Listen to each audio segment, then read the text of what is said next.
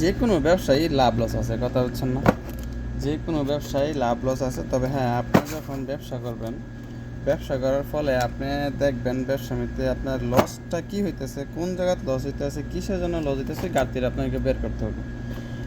কারণ এমনও কোনো বিজনেস আছে যে আপনি ব্যবসা ধরে বসে থাকলেন, ওই এলাকার ভিতরে কোন প্রোডাক্টটা চলতেছে বেশি আর কোন প্রোডাক্টটা চলতেছে না বেশি, তখন দেখবেন আপনার যেটা চলে না সেই প্রোডাক্টে আপনি যদি ওই এলাকার মধ্যে আসলে দোকানে স্টক করে রাখেন বেশি, তাহলে তো আপনার লস প্রজেক্ট হবে, কারণ ওই সেল হইতেছে না তো।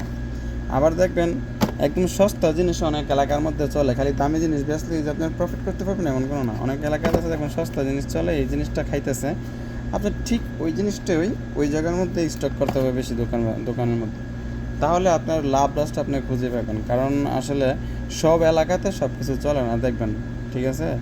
তো দোকানে আমরা আসলে মানে মাল ভরপুর করে রাখলে যে ব্যবসা হবে এমন কোনো কথা না।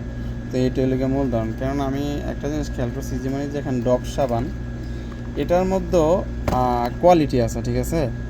একটা দামও আছে, একটা সস্তাও আছে। আবার প্যাকেটটা একই দেখা যায়, কিন্তু যারা ব্যবসা করে তারা আসলে এই প্যাকেটটা দেখলেই ধরে ফেলবো যে এটা 2 নাম্বার, এটা 1 নাম্বার। হ্যাঁ, কিন্তু আপনি বুঝতে পারবেন না, আপনি তো খালি বাসায় নেবেন, ইউজ করবেন, বাস প্যাকেটটা খুলবেন, সাবানটা তো কেসে বা একটা সোফার মধ্যে রাখবেন, বক্সটা ফালাই দিবেন। আর আমরা তো প্রতিনিয়ত এটা আসলে দেখতেছি। হ্যাঁ, তো অনেকে বুঝে না।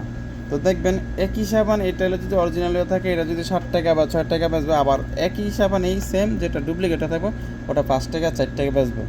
তো যেখান থেকে কাস্টমার 4 টাকা 5 টাকা কিনে, আর যখন অরিজিনালটা কিনতে আসে, যখন দাম বেশি পায়, তখনই বলে ভাই ওই জায়গায় তো দেখছি সস্তা, মাত্র 6 টাকা বেচে বা 5 টাকা বেচে, আপনি 60 টাকা 8 টাকা চাইতেছেন কেন? কিন্তু এটা কাস্টমার তো বুঝে না, এই হলো সমস্যা, বুঝছেন?